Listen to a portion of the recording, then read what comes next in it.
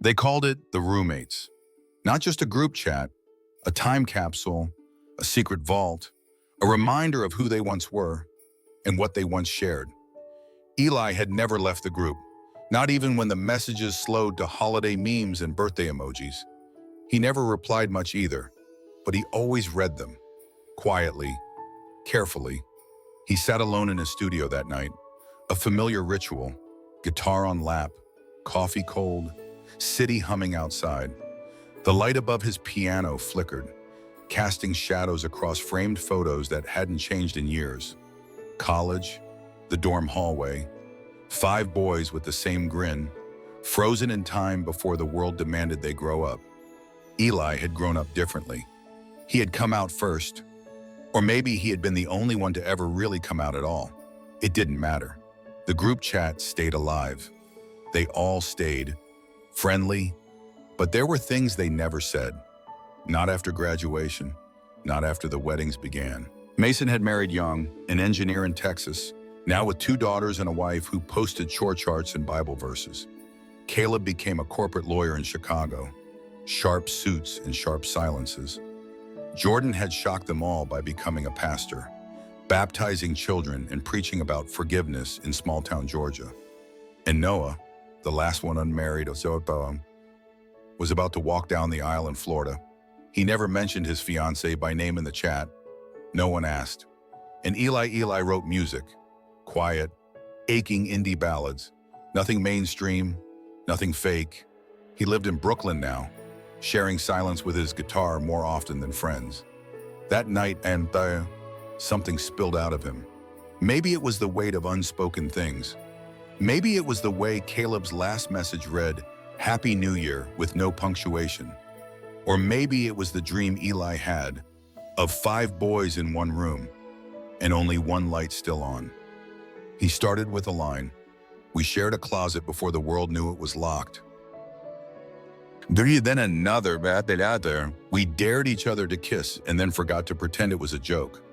By dawn, the song was done. It wasn't meant for anyone. Eli didn't even give it a title.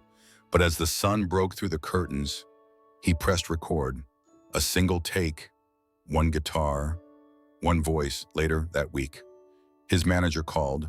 A major label wanted to feature one of Eli's unreleased tracks for a Pride-themed indie spotlight. He shrugged and sent track 7. A month passed, then everything changed. "We Shared a Closet" became the label's surprise hit. Millions of plays, shared stories, people messaging, saying it felt like their own. TikToks, duets, covers. The lyrics started appearing on murals, in whispered confessions, on wedding cancellations. And on a quiet Monday evening, Eli's phone buzzed. A message from Caleb. "That song, it's about us, isn't it?" He stared at the screen. His fingers hovered, then typed slowly. "I never named anyone." He didn't need to. The closet was never really empty. It had just been waiting for someone to leave the door open. If you believe that truth always finds a way, even after years of silence, then follow Heart Story for more stories like this. Because some songs aren't just music. They're memories finally allowed to breathe. The message from Caleb sat on the screen like an unopened letter from the past.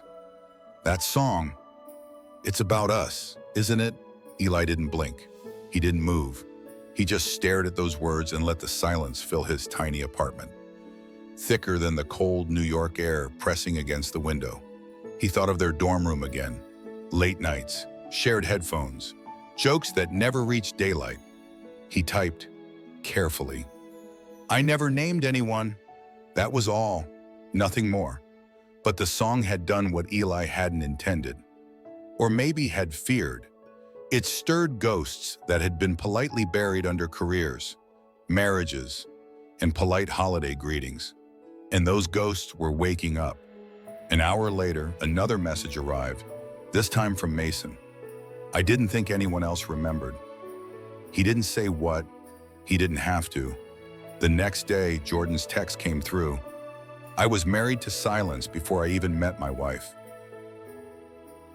The words were painful in their clarity, like something carved out of stone too long buried. Only Noah said nothing. Eli kept checking the group chat, but Noah remained a shadow. No response, no reaction, just a blank icon and unread messages. But the world outside was reacting. The song had gone viral in ways Eli never predicted. Fans flooded his inbox. Old friends reached out, some with tears, some with anger, some with stories they'd never shared before. Someone spray-painted a line from the chorus on a church wall in Ohio. And then came the message Eli didn't expect. It wasn't from Noah, it was from Emily, Noah's fiancée. Her profile photo was a golden hour engagement picture. Him and her on a beach, her hand on his chest, the diamond visible, his eyes distant. The message was short. I'd like to talk before the wedding. Eli's heart thudded once, heavy, then again, and Mason, his silence didn't last. 2 days later, his wife posted a cryptic update on Facebook. I don't know what's worse, a lie that lasted a year or one that lasted a lifetime. That same night, Mason messaged Eli privately. I told her. She asked me who I held hands with in the dorm that night. I couldn't lie anymore. Eli didn't know how to answer. The flood had started, and he was standing in the middle of it without a lifeboat. Jordan's situation unraveled fast. The elders of his church called an emergency meeting. His sermons were pulled offline. A few congregants protested quietly, holding signs that read, "Keep the faith pure." And still, Noah said nothing, until one night, after a long silence, Eli checked the group chat again. The others had stopped posting. Only one message waited, from Noah. No words, just a photo, a blurry old image of a gray hoodie tossed across a bunk bed, and a caption, "Do you still have it?" Eli stared at the screen, frozen. That hoodie, the one he borrowed. The one Noah never asked back for. The one still folded in a box under Eli's bed. That one message said more than anything Noah could have typed. And then, like a tremor under the surface, Eli's phone buzzed again. Emily, I'd like you to come to the wedding as a guest, not to cause trouble. I just need to understand something. Eli sat still for a long time. Outside, the city kept moving, but in Adad, something had shifted. In him, in them, in all the truths long held too tightly. He opened a new file on his laptop. He titled it The Fifth Heartbeat, and he began to write. Eli hadn't been to Florida in years. The last time was spring break in college, 5 of them in a beat-up sedan, shouting lyrics into the wind. The road was freedom then, but this time the invitation felt like walking into a house still burning. Emily met him in a quiet cafe near the water. She had that kind of poise that came from knowing how to hold herself together. But her eyes, they darted, unsettled, like they were searching for something beneath Eli's skin. She didn't order coffee, just stared for a moment before speaking. I didn't invite you here to make a scene, she said calmly. I don't want drama. I want the truth. Eli said nothing. She pulled out her phone and played the song. We shared a closet before the world knew it was locked. We kissed like a secret we never told ourselves. And only one of us said, I love you, and meant it. When the last line came, she paused the audio. That lyric, she said softly. The last one, who was it? Eli met her gaze. He didn't flinch. It wasn't me. Silence. Long, solid, cracking slowly around the edges. Emily didn't cry. Instead, she breathed out, like someone letting go of a weight they'd been carrying without realizing it. I always felt there was something I couldn't touch, a part of him he kept hidden. He loved me, I think, but not like that. Eli looked down, then back up. He's not a bad person. I know, she said, almost like a whisper. But he's been living someone else's story. The meeting ended with a handshake. Not cold, but not warm either.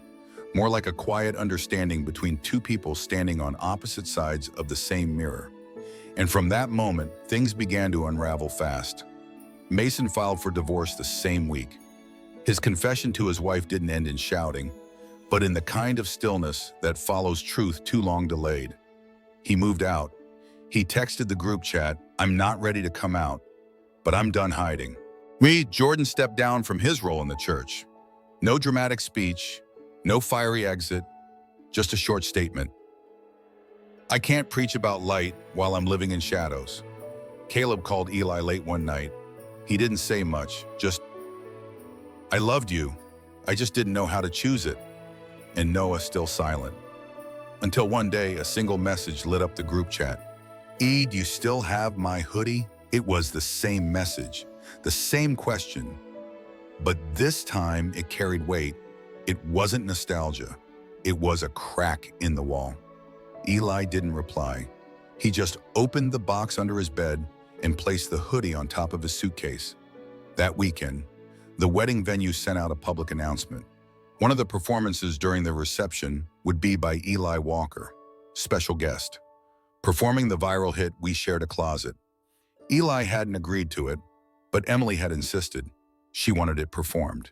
She said the truth deserved a space, even if it ruined the fairy tale.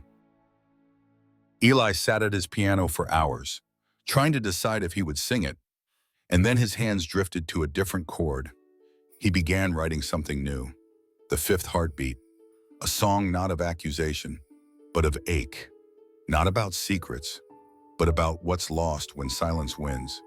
He hadn't finished the lyrics yet, but the chorus had already found him.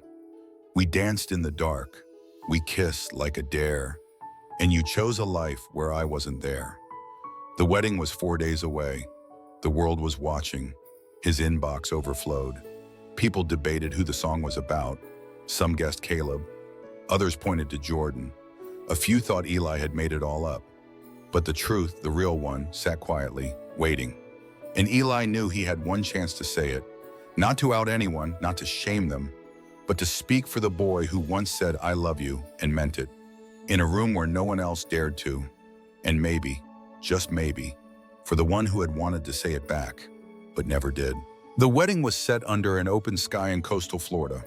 Rows of white chairs lined the lawn, overlooking waves that came and went like breaths.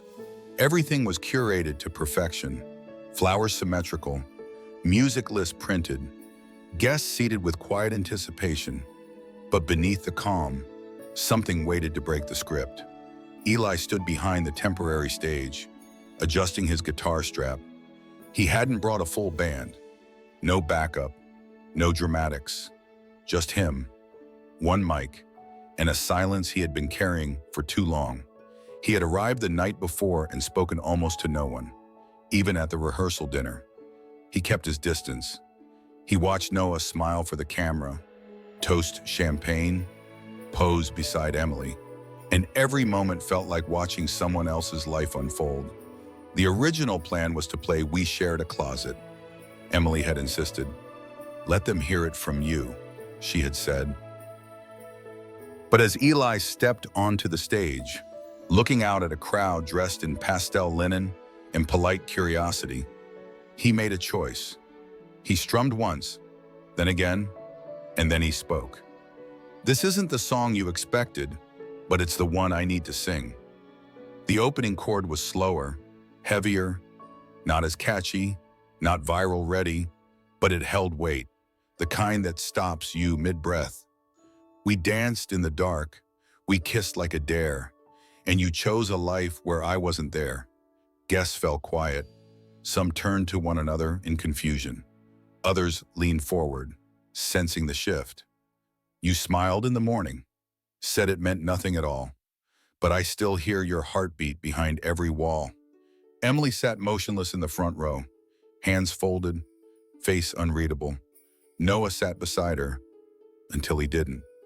When Eli reached the second chorus, Noah stood, not quickly, not dramatically, just stood, quietly, deliberately, and walked away from the altar. Gasps fluttered through the rows like a breeze through wind chimes. Emily didn't stop him.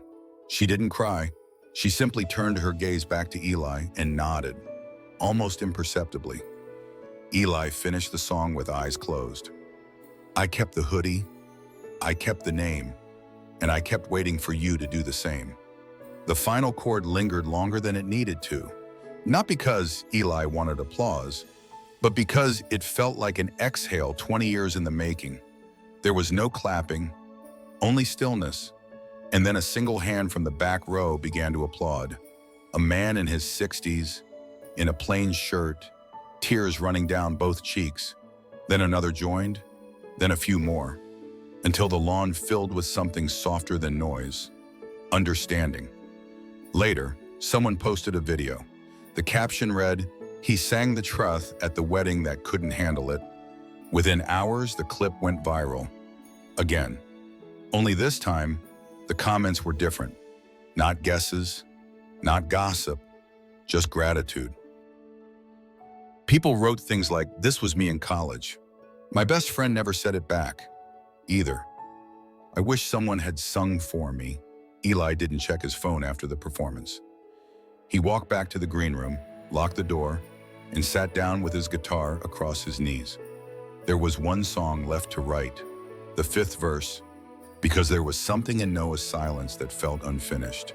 Not a rejection, not a denial, but a door almost open. And Eli, for the first time in years, didn't feel angry, or bitter, or even sad. He just felt ready. A month passed.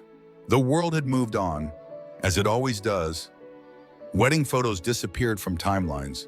Conversations shifted back to work, weather, politics. But Eli stayed in New York, walking the same streets, passing the same cafes, hearing fragments of his own song echo from open windows. He hadn't spoken to Noah since that day. There were no follow-up messages, no apologies, no explanations, just silence. Until one morning, a small box arrived at Eli's door. No sender, no return address, just a familiar handwriting across the top. His name, full name, the way only someone from the past would write it. Inside the box was a hoodie, old, faded, still carrying the faint scent of eucalyptus detergent. Tucked into the front pocket was a single folded sheet of paper. At the top, verse 5 belongs to you. The lyrics were handwritten, slightly uneven, with pauses between lines like someone had stopped more than once to breathe. You waited for years. I ran from my truth, but I loved you in silence. Since the days of our youth, the world got louder, but my voice never came. If you're still singing, please give me a name. Below the lyrics was one final line, smaller than the rest. I chose wrong, but if you're still playing, I'd like a second song. Eli read it again, then again, until the words blurred with the ache in his throat. There was no dramatic reunion, no flight to Florida, no declarations in the rain, just a quiet truth, finally written, finally sent. He sat down at his piano and placed the hoodie beside him. Then, with the microphone already waiting, he pressed record. No harmonies, no editing, just one take, raw and real. The title he typed was simple, the 5th verse, Live. He uploaded the track and added a caption beneath the video. Some closets take longer to open, but I'm still here. The video ended with a wide shot of the studio, and just before the screen faded to black, a figure stepped into frame, only the back of his head visible. No face, no name, just a familiar laugh. Then the voice, this time, sing it for both of us. That final line wasn't just a twist, it was healing. The comments came quickly. I cried before the first chord. He didn't need to say his name. We knew. The 5th verse saved me. Eli didn't respond to any of them. He didn't need to. The music had already done what it needed to do. Not to expose, not to accuse, but to remember. And in remembering, to love. Finally, freely, without shame. Have you ever held back words you wish you'd said? Subscribe to Heart Story for more stories where music, memory, and love find their way home.